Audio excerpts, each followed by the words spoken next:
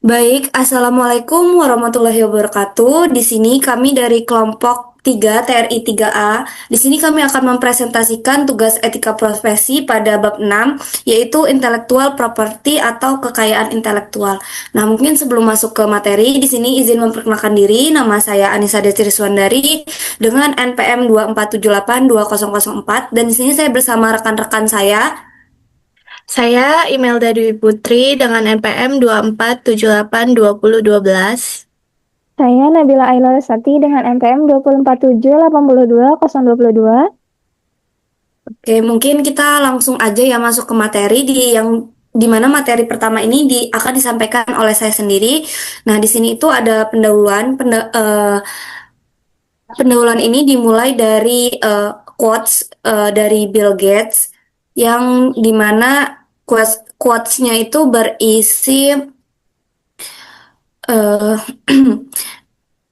Intellectual property has the shelf life of banana. Nah, kutipan ini tuh dari Bill Gates sangat menarik karena menggambarkan betapa cepatnya nilai dari sebuah karya atau penemuan bisa hilang jika tidak dijaga. Seperti sebuah pisang yang cepat busuk, ide atau inovasi juga akan cepat kehilangan nilainya kalau tidak dilindungi secara hukum. Nah, dalam konteks kekayaan intelektual ini, berarti ide yang cemerlang itu bisa dengan mudah disalin, dijiplak, atau dikomersialkan oleh orang lain jika pemiliknya itu tidak segera memberikan perlindungan hukum melalui hak cipta, paten, atau rahasia dagang. Nah, untuk memberikan gambaran nyatanya di sini juga kami menuliskan kasus Sinovel dan American Superconductor atau AMSC ya. Yang Sinovel ini adalah perusahaan energi asal Cina yang bekerja sama dengan AMSC dari Amerika Serikat. Dalam proyek tersebut, AMSC ini tuh memberikan software pengendali turbin angin yang sangat canggih dan dilindungi oleh rahasia dagang. Namun, pada tahun 2011 itu salah satu insinyur AMSC itu diketahui membocorkan kode sumber software itu kepada Sinovel. Nah, Sinovel itu kemudian menggunakan software tersebut tanpa izin untuk membuat produknya sendiri. Kasus ini tuh berakhir di pengadilan dan AMC itu mengalami kerugian besar hingga lebih dari 550 juta dolar Amerika. Contoh ini itu menunjukkan betapa besar dampak pencurian kekayaan intelektual, khususnya rahasia dagang terhadap ekonomi dan reputasi perusahaan. Nah, kalau kita tarik ke konteks saat ini, di era digida, di era digital, eh, di era digital dan kecerdasan buatan AI, masalah seperti ini tuh semakin kompleks. Karya digital itu seperti gambar, musik, desain, bahkan kode program itu bisa dibuat, disalin, dan disebarluaskan hanya dalam hitungan detik. Oleh karena itu, topik tentang perlindungan kekayaan intelektual itu menjadi sangat penting, terutama bagi kita yang bergerak di bidang teknologi informasi. Yang dimana kita itu perlu memahami apa itu kekayaan intelektual, bagaimana pelindungannya, dan apa tantangan etis yang muncul di era digital ini. Mungkin slide selanjutnya. Nah, slide selanjutnya itu membahas tentang konsep dasar kekayaan intelektual.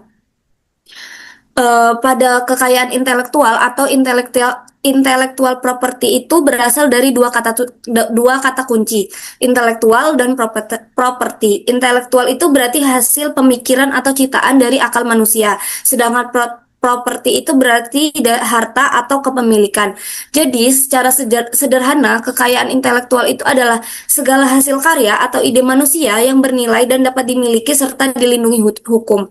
Nah, menurut buku Ethic in Information Technology dari George Reynolds 5 tahun edition ini itu, kekayaan intelektual itu adalah hasil dari kreativitas manusia, baik berupa tulisan, karya seni, desain, software, maupun penemuan teknologi yang memiliki nilai ekonomi dan dapat menghasilkan keuntungan bagi penciptanya. Nah, tujuan utama perlindungan kekayaan intelektual itu ada 3 hal. Yang pertama itu untuk menghargai karya dan kreativitas manusia. Perlindungan KI itu adalah bentuk penghargaan atas usaha dan waktu yang digunakan seseorang untuk menciptakan sesuatu. Dengan adanya perlindungan hukum, pencipta memperoleh pengakuan atas hasil karyanya. Lalu yang kedua itu ada melindungi inovator dari pencurian ide. Nah, tanpa perlindungan orang lain bisa dengan mudah meniru atau menggunakan karya seseorang tanpa izin. Hukum KI ini berfungsi untuk mencegah penyalahgunaan dan memberikan hak eksklusif kepada pemiliknya. Lalu yang ketiga itu mendorong inovasi dan pertumbuhan ekonomi. Ketika seseorang tahu bahwa karyanya aman secara hukum, maka mereka akan lebih berani untuk berinovasi. Hal ini itu menciptakan ekosistem yang sehat untuk kemajuan teknologi dan industri kreatif. Sebagai mahasiswa di bidang teknologi, kita juga itu harus paham ide dan kode program yang kita buat adalah bentuk kekayaan intelektual yang memiliki nilai ekonomi. Kalau kita tidak melindungi atau menghargainya, bisa saja orang lain itu mengambil dan mengakuinya sebagai miliknya sendiri. Mungkin slide selanjutnya. Nah, di sini kita masuk ke jenis-jenis kekayaan intelektual ya. Yang pertama itu kekayaan intelektual itu dibagi menjadi beberapa jenis ya. Namun ada 3 jenis utama. Yang paling umum itu ini yang akan saya jelaskan. Yang pertama adalah hak cipta. Hak cipta atau copyright. Hak cipta itu adalah hak eksklusif bagi pencipta yang menyebarkan dan menggunakan karya ciptanya. Contohnya itu bisa berupa lagu, film, karya tulis, foto, atau program komputer. Nah, di Indonesia sendiri itu hak cipta itu diatur dalam Undang-Undang Nomor 28 Tahun 2014 dan berlaku seumur hidup pencipta plus 70 tahun setelah meninggal. Misalnya seperti ada lagu lagi Santik milik Siti Badriah ya yang sempat menjadi kasus internasional karena ada pihak luar negeri yang meniru melodi dan video klipnya tanpa izin. Itu tuh termasuk pelanggaran hak cipta. Slide selanjutnya. Nah, slide selanjutnya itu di sini ada paten ya. Paten sendiri itu definisinya adalah hak eksklusif yang diberikan kepada penemu atas hasil invensi di bidang teknologi baik berupa produk maupun proses. Dia itu diatur dalam Undang-Undang tahun Undang-Undang tahun Undang-Undang Nomor 13 tahun 2016. Paten itu diberikan untuk penemuan yang baru memiliki langkah inventif dan dapat diterapkan dalam industri. Contoh sederhananya itu adalah teknologi GPS dan algoritma transportasi online yang digunakan Gojek dan Grab. Di Indonesia juga itu dikenal paten sederhana, misalnya inovasi alat pertanian atau mesin kecil buatan UMKM. Nah, masa berlaku paten sendiri itu paten biasa biasanya 20 tahun, lalu kalau paten sederhana itu 10 tahun. Mungkin slide selanjutnya. Nah, yang ketiga sendiri ini ada rahasia dagang. Rahasia dagang itu sendiri adalah untuk melindungi informasi bisnis yang bersifat rahasia dan memiliki nilai ekonomi, seperti formula, resep, metode, atau algoritma.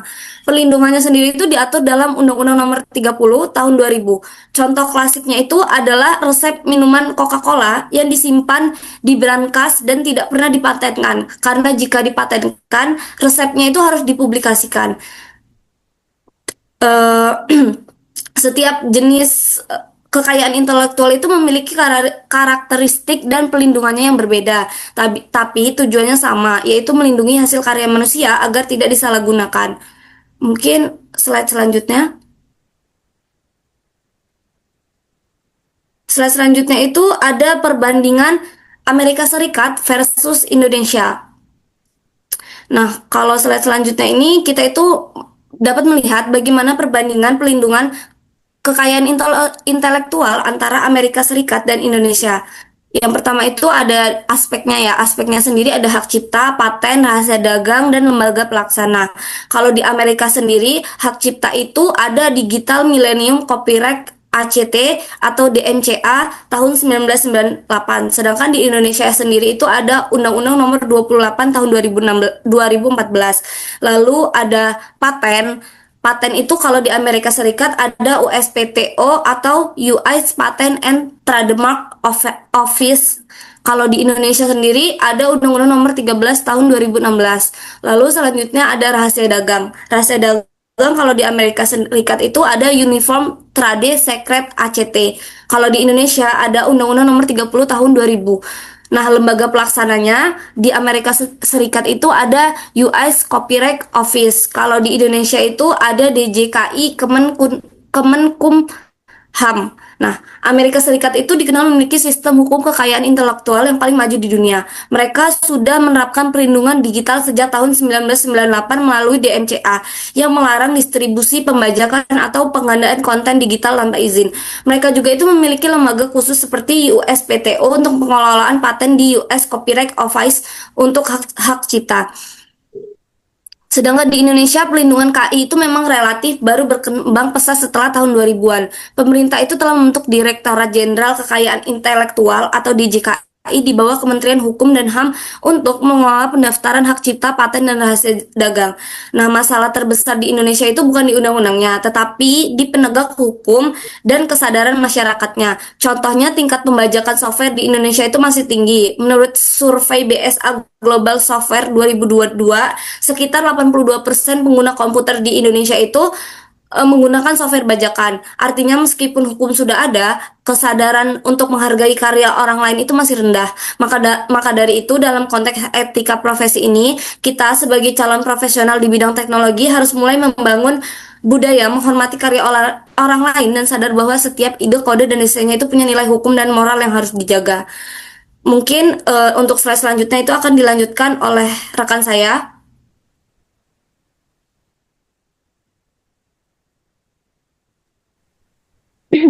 Nah, di sini saya akan melanjutkan materi yang sebelumnya dibaca oleh rekan saya.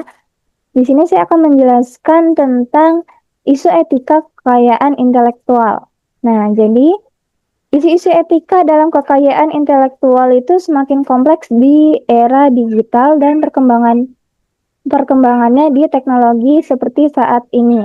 Jadi kekayaan intelektual itu tidak hanya berkaitan dengan hukum dan perlindungan hak cipta, tetapi juga dengan nilai moral dan tanggung jawab etis dalam menciptakan, menggunakan, dan menyebarkan karya. Jadi di sini ada beberapa isu etika utama yang sering muncul antara lain sebagai berikut di sini.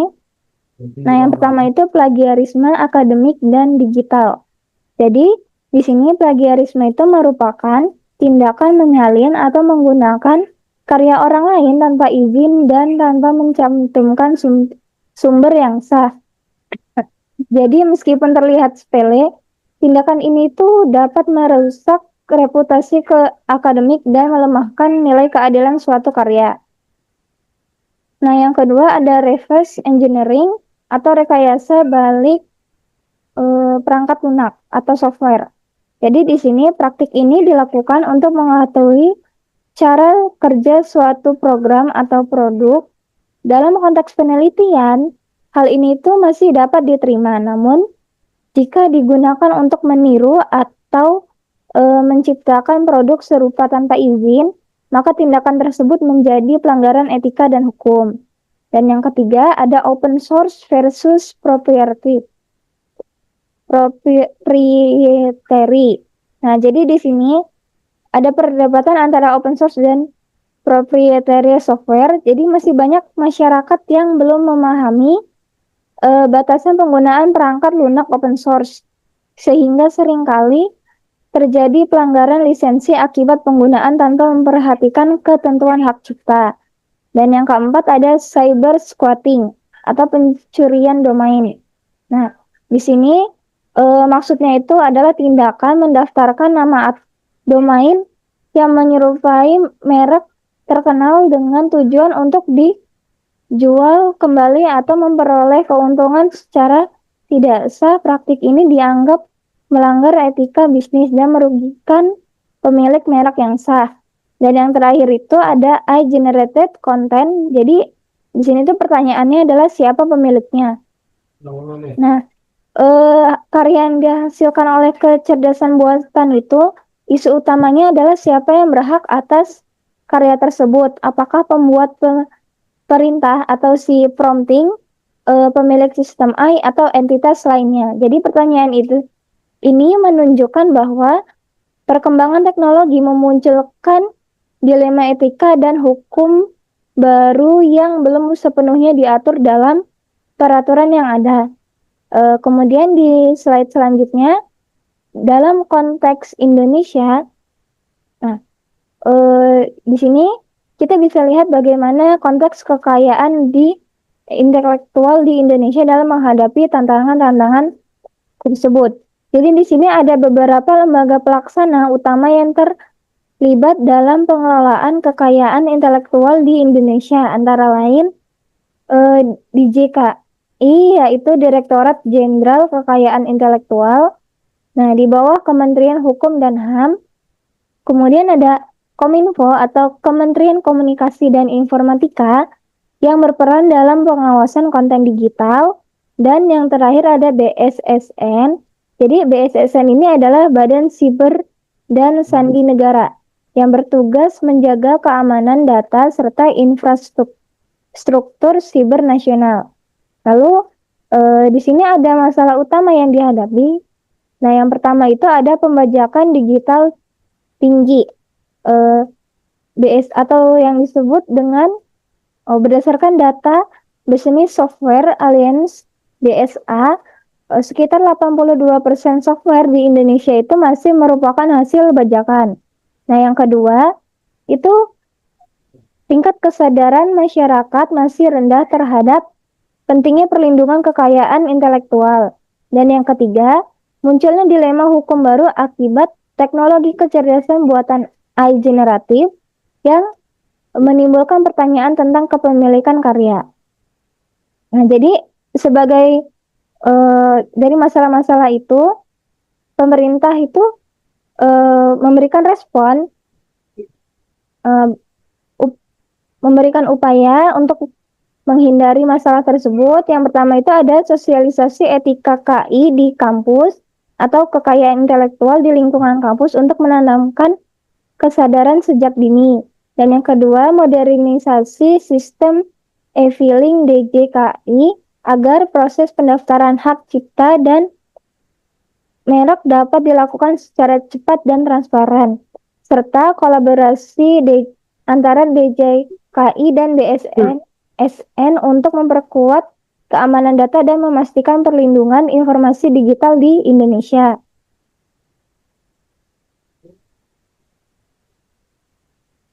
Nah, lalu di sini selanjutnya akan dilanjutkan oleh teman saya. Oke, selanjutnya kita masuk ke studi kasus AI dan hak cipta. Dari kasus dan permasalahan ini, berarti teknologi AI kini mampu menghasilkan karya seperti musik, tulisan, gambar, bahkan film. Namun muncul pertanyaan penting, siapa pencipta yang sah secara hukum? Apakah AI bisa dianggap sebagai pencipta atau pengguna yang memberi perintah yang berhak atas hasilnya? Lalu di sini kita analisis di hukum di Indonesia. Menurut Undang-Undang Nomor 28 Tahun 2014 tentang Hak Cipta, yang dimaksud pencipta adalah manusia atau kelompok orang yang menghasilkan karya berdasarkan kemampuan dan kreativitasnya sendiri. Artinya, AI tidak dapat diakui sebagai pencipta karena AI tidak memiliki kesadaran, niat, atau tanggung jawab moral. AI hanyalah alat bantu digital yang bekerja berdasarkan algoritma dan data yang diberikan. Sedangkan manusia itu tetap menjadi pihak yang memberikan perintah, ide, dan arahan karya tersebut. Nah, sebagai contohnya seperti jika seorang desainer menggunakan AI seperti Midjourney untuk membuat logo, lalu maka AI hanya alat bantu. Hak cipta tetap dimiliki oleh desainer tersebut karena dia memberi konsep dan ide.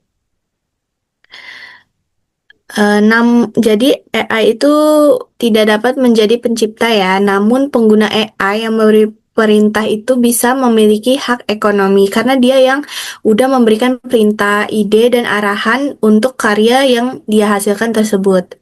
Oke, next slide.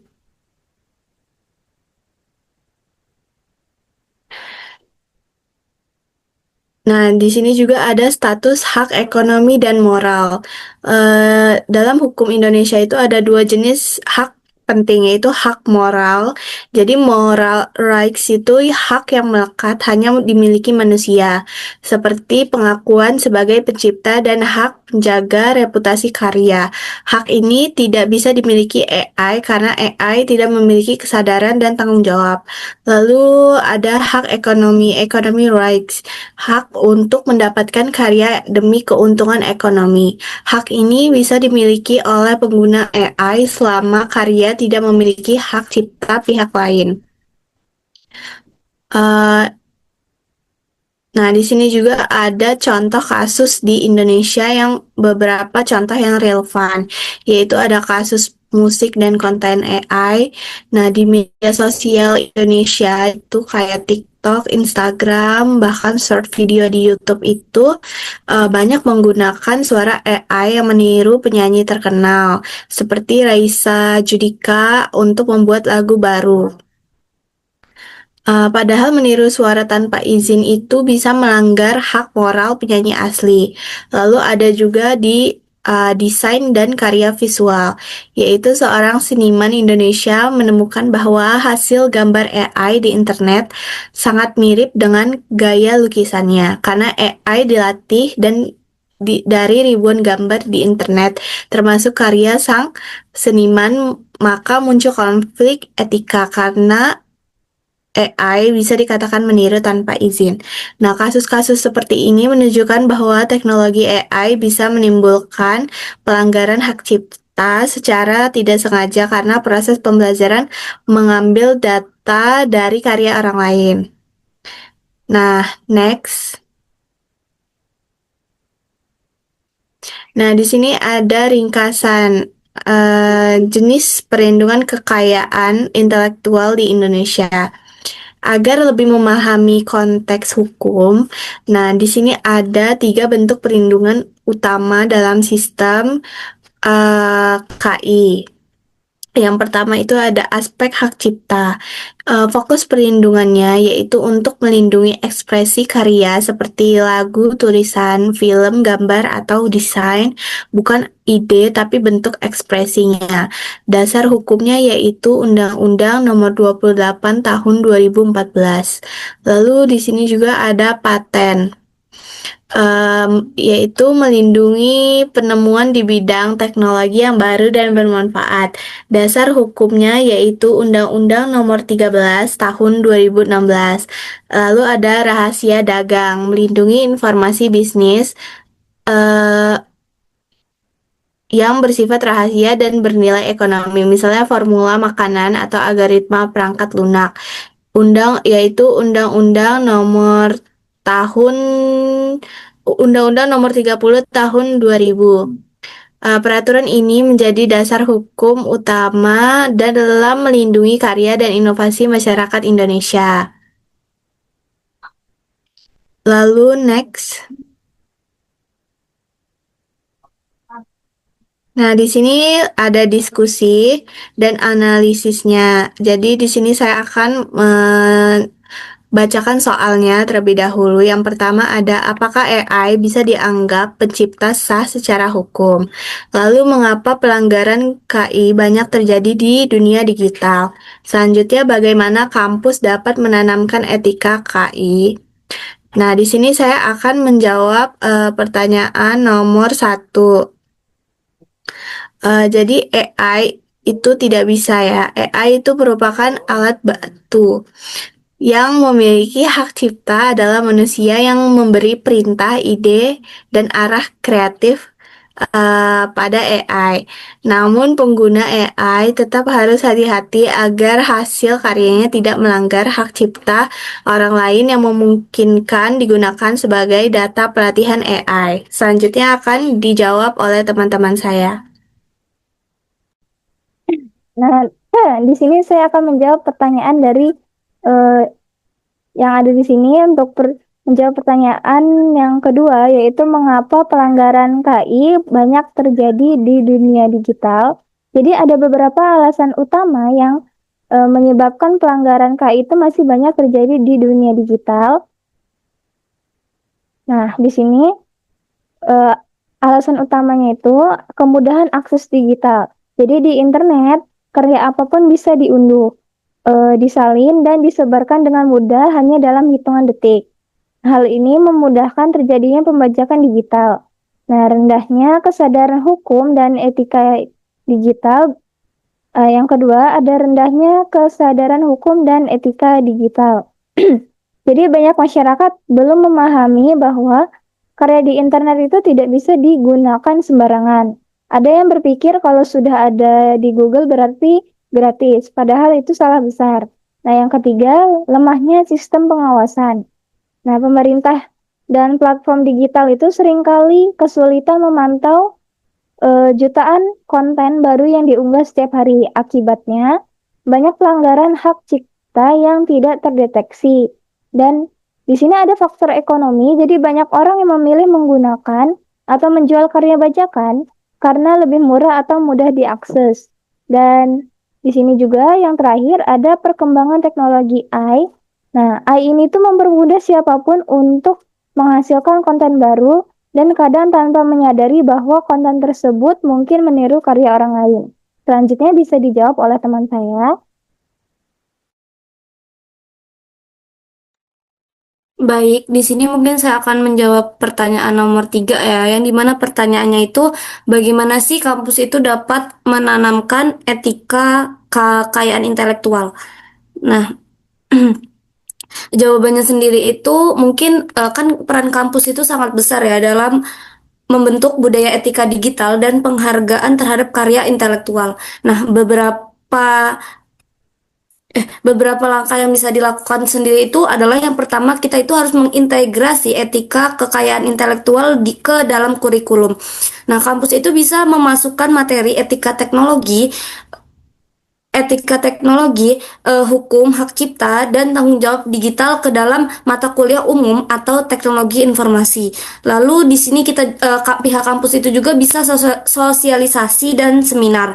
Mahasiswa itu perlu diberi pemahaman melalui seminar atau workshop tentang bagaimana menggunakan AI dengan etis, misalnya tidak menyalin karya orang lain, selalu mencantumkan sumber, dan memahami batasan hukum. Lalu di kampus juga kita itu bisa membangun budaya akademik yang jujur.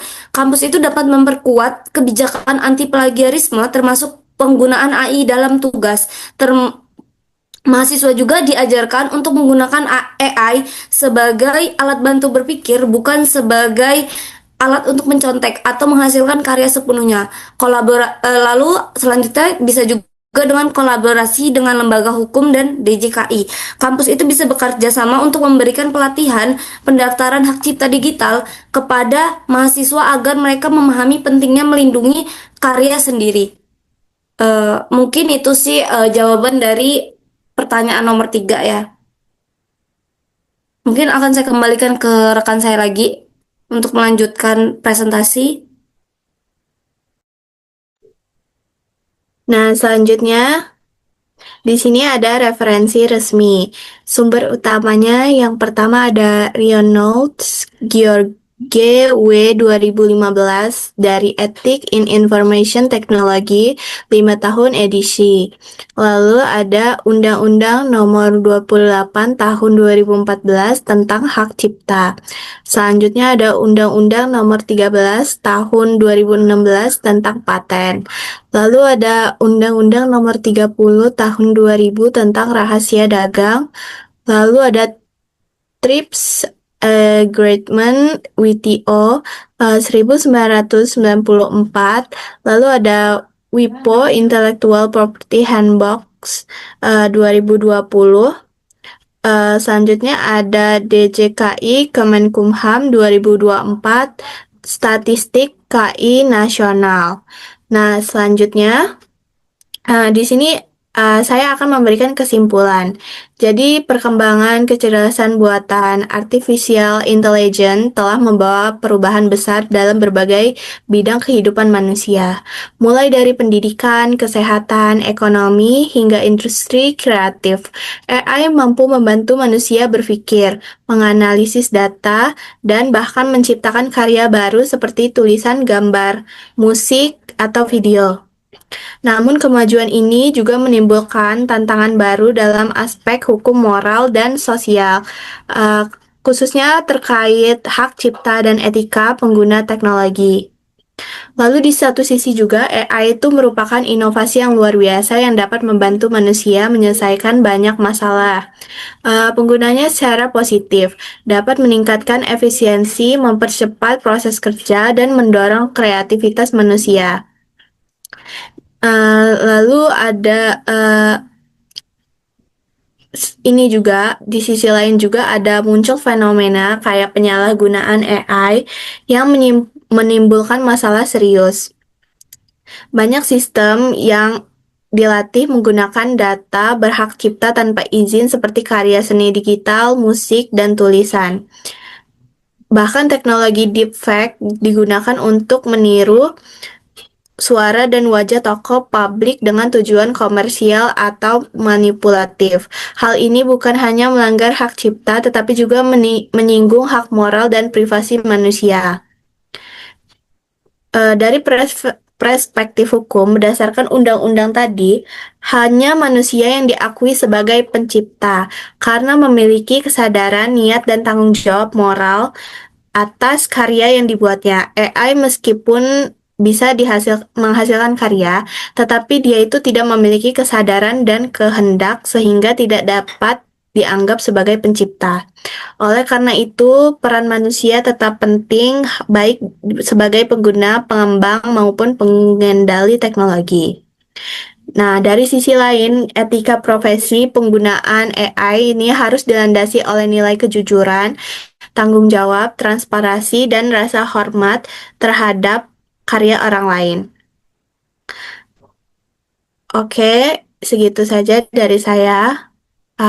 Jika teman saya ingin ditambahkan, apakah sudah? Mungkin ada yang ingin ditambahkan atau tidak? Mengingat waktu Zoom-nya tinggal 1 menit lagi ya. Mungkin segitu saja presentasinya ya. Oke, mungkin segitu saja presentasi dari kelompok kami. Jika ada salah kata atau salah perbuatan, kami mohon maaf. Sekian kami akhiri. Wassalamualaikum warahmatullahi wabarakatuh.